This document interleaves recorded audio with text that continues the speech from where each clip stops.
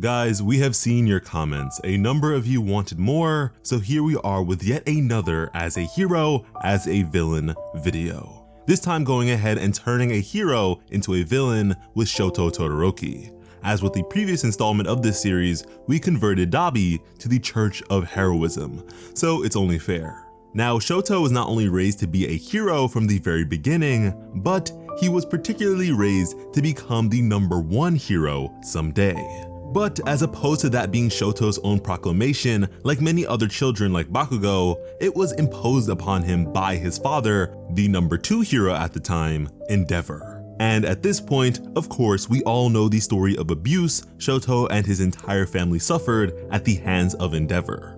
However, unlike his siblings, Shoto didn't have anyone else to relate to or play with. He was effectively isolated from the rest of his family with the exception of his mother.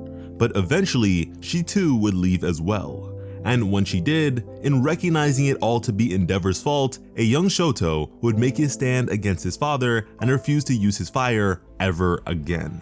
Now, as far as I'm concerned, the only reason Shoto walked down the path of heroism, even while refusing his father, is due to the shining example of it that he found in All Might. Watching All Might on the television with his mother thoroughly inspired him.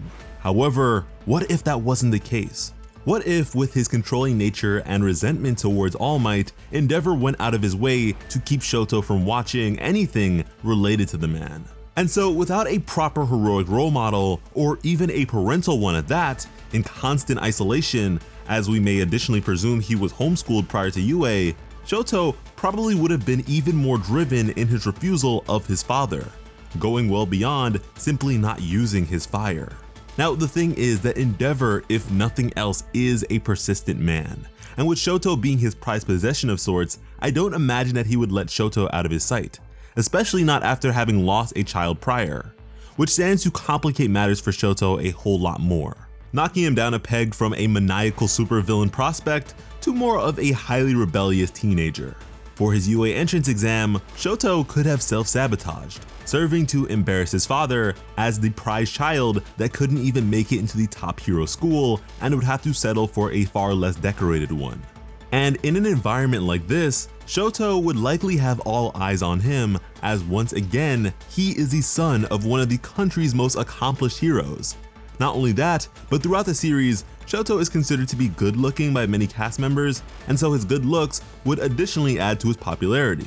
However, as someone that doesn't care for heroics, surrounded by kids his age for the first time, who truly aspire to be heroes, I feel like that dynamic would be very interesting.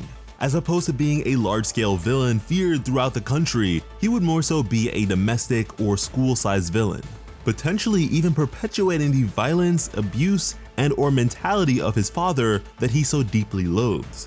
And in seeing less interesting and/or capable quirks, maybe he would look down on those sorts of people. And I feel like a storyline like this would certainly encapsulate the academia part of the series' name. And ultimately, if these hero hopefuls, his classmates, could manage to melt away bad boy Shoto's frozen heart and convert him to heroism, he would truly have the potential to be one of the greatest heroes ever and an incredible friend. But if they failed to do so, with the path that he would be currently leading down, he would become a terrible threat to society in the future. Far simpler than the sort of plot lines that we have with the story these days, but still cool as far as I'm concerned. Now, I don't usually get into character designs with these videos in particular, beyond what you guys see us come up with for the thumbnails, but Shoto's ice-only costume was downright awful. That whole hospital gown partially covered in ice look just was not it, especially if being cold is an issue for him. So instead, dyeing the red portion of his hair that he inherited from Endeavor black would probably serve to send the message a whole lot better, I feel. But there you have it, Shoto Todoroki as a villain.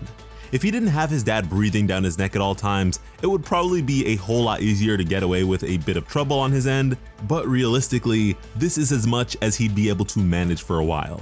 Hopefully you guys enjoyed this one and have a wonderful holiday if that's something you celebrate. Please let us know who you'd like us to cover with the next one in the comments.